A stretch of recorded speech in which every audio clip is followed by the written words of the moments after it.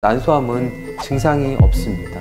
침묵의 암살자라고 해서 난소암에 걸리면 돌아가신다고 알고 있는데 어떻게 검진을 해야 되나, 그런 것들이 되게 궁금한데요.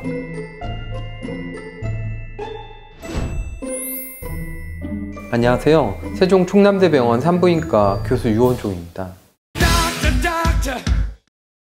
안녕하세요. 저는 20대 후반의 여성입니다.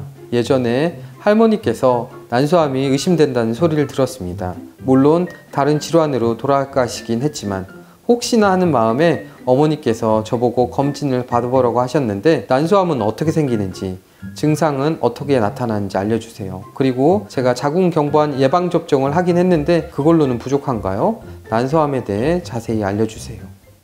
많은 사람들이 걱정되죠. 암이 과연 유전이 될 것인가, 어떻게 검진을 해야 되나, 그런 것들이 되게 궁금한데요. 첫 번째, 난소암의 증상에 대해서 말씀을 드리겠습니다. 안타깝게도 난소암은 증상이 없습니다. 그래서 난소암 진단이 늦어지는 거거든요. 모든 암종은 병기가 1기, 2기, 3기, 4기가 있습니다. 1기, 2기를 초기암이라고 하고 3기, 4기를 말기암이라고 하는데요. 난소암에서 증상이 발현을 했을 때는 이미 3기 말 4기가 되는 경우가 많이 있습니다. 실례로 많은 환자들이 복부가 불편하다던가 식사를 잘 못해서 배가 불러온다고 해서 내과를 갔다가 복수가 차서 산부인과에 전원되는 경우가 굉장히 많이 있거든요.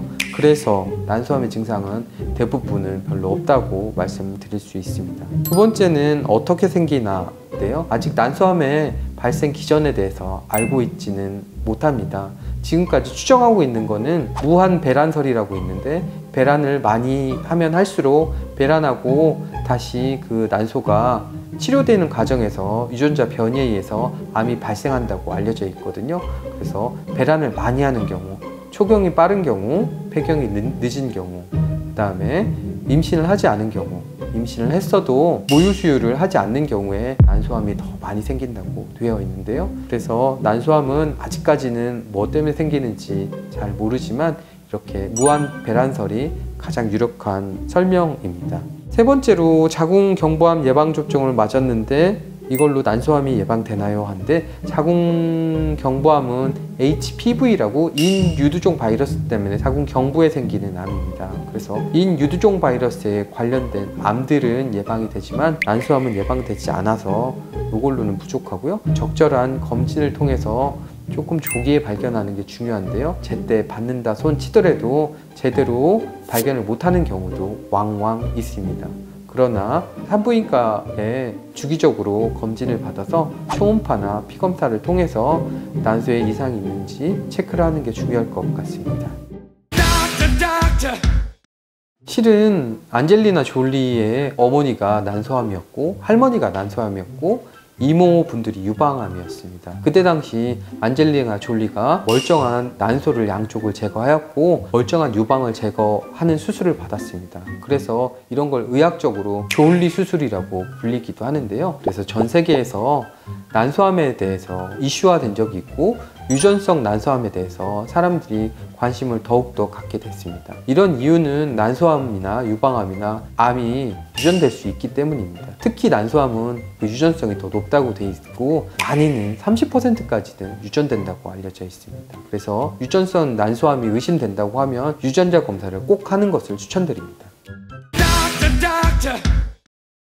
실은 요사이 젊은 사람들이 난소암에 대해서 굉장히 관심이 많아지고 실제로 우리나라에서 난소암이 많이 증가하고 있습니다. 난소암이 증가하는 이유에는 여러 가지 이유가 있을 수 있는데요. 식습관이 좋아져서 난소암 발병률이 높아질 수도 있고요.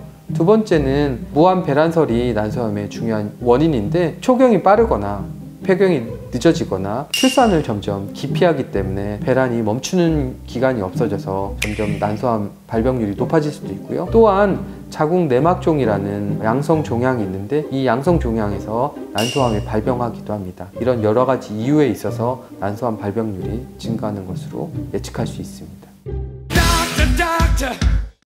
초기 치료는 자궁과 난소, 나팔관을 다 제거하고 그 주변 조직을 광범위하게 제거하는 게 수술의 원칙입니다. 그래서 난소암이 발생하였을 때는 임신을 유지하기란 어렵습니다.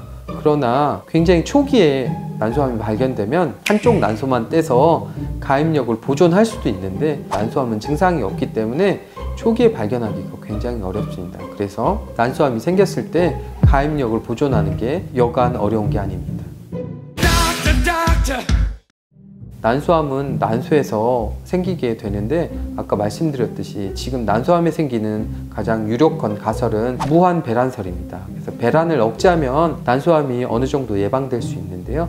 그래서 오랜 기간 피임약을 계속 복용을 해왔을 때 난소암이 어느 정도 예방된다고 알려져 있습니다. 또한 난소암에 가족력이 있어서 유전자 검사를 시행을 하여 브라카라는 유전자에 변이가 있었을 경우는 어느 정도 가임을 다 마치고 나서 아이를 다 출산하고 나서 양측 난소나팔관을 절제하는 예방적 난소나팔관 절제술을 시행하였을 때 아주 훌륭히 난소암이 예방된다는 것이 보고되었습니다.